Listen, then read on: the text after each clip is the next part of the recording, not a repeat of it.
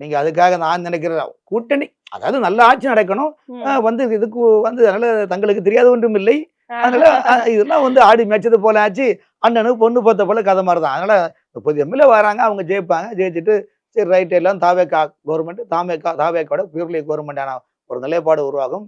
அந்த திட்டங்கள் அவருடைய விஜய் மக்களுக்கு நிறைய செயல்பட வேண்டியிருக்கிறால். ஆகவே நீங்களாக இருந்தால் நாங்களாக இருப்போம் என்பது போல விஜய் மத்திய அரசுடன் ஒருங்கிணைந்து செயல்பட்டால் மத்திய அரசும் தாவேக்கா அரசும் இரட்டை சர்க்கார் போன்ற ஒரு நிலைப்பாடு மக்கள் மத்தியில் சென்று திட்டங்களை வழிவகுக்கும். இந்த பக்கம் பாத்தீங்க அப்படின்னா பயிர்க்கடன் வந்து தள்ளுபடி பண்ணியிருக்கிறாங்க. அதுல மிகப்பெரிய ஸ்கேம் நடந்திருப்பதாக கூறப்படுகிறது. 5 ஏக்கர் வச்சிருக்கிற விவசாயிகள் வரைக்கும் வந்து பயிர்க்கடன் வந்து தள்ளுபடி செய்யப்படும் சொல்லிட்டு இன்னைக்கு வந்துட்டு ஒரு 50,000 வரைக்கும் வாங்கினவங்களுக்கு தான் தள்ளுபடி பண்றோம் அப்படின்னு சொல்றாங்க. இது எவ்வளவு பெரிய முரண்பாடு சார் இது உண்மையிலேயே? இதே கேள்விய திமுக வந்து கிட்டத்தட்ட 355 மேல தேர்தல் அறிக்கை கொடுத்தாங்க. என்ன நிறைவேற்றினாங்க? அதனாலதான் வேணாம்னு சொல்லி தூக்கி போட்டோம் திமுகவை. அவங்க தேர்தல் அறிக்கை நிறைவேற்றல. அவங்க நிறைய மக்கள் வரி பணத்தை நீங்க தான் பல தொலைக்காட்சியில திமுக அப்படியே செம்படிச்சுட்டே இருந்தீங்க நீங்க. இன்னைக்கு வந்து அது போயாச்சுங்க. இப்படி சொல்லாதீங்க. மக்கள் வேணாம்னு தூக்கி போட்டாங்க. திமுக பொறுத்த வரைக்கும் 2021 சட்டமன்றத்துல என்ன பண்ணாங்க? ஏதுச்சாங்க பிரசாந்த் பூஷனை வச்சு டிஸ்கஸ் பண்ணி 350 கோடி ரூபாய் பண்ணாங்களா இல்லையா?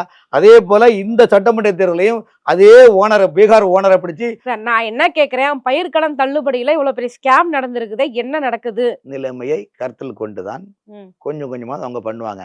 திமுக மாதிரி பொய்யான அறிக்கையில் கொடுத்து மக்களை ஏமாற்ற மாட்டாங்க.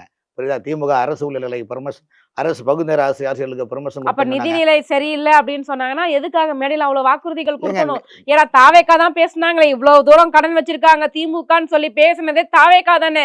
அப்ப அவங்களுக்கு கடன் பிரச்சனை எல்லாம் தெரியும் தானே. அப்புறம் ஏன் இவ்வளவு வாக்குறுதிகள் அள்ளி வீசணும்? மக்களை ஏமாற்றினாங்களா? மக்களை ஒன்னும் ஏமாற்றல. திமுக போல மக்களை ஏமாற்ற மாட்டாங்க. இப்பதான் வந்திருக்காங்க.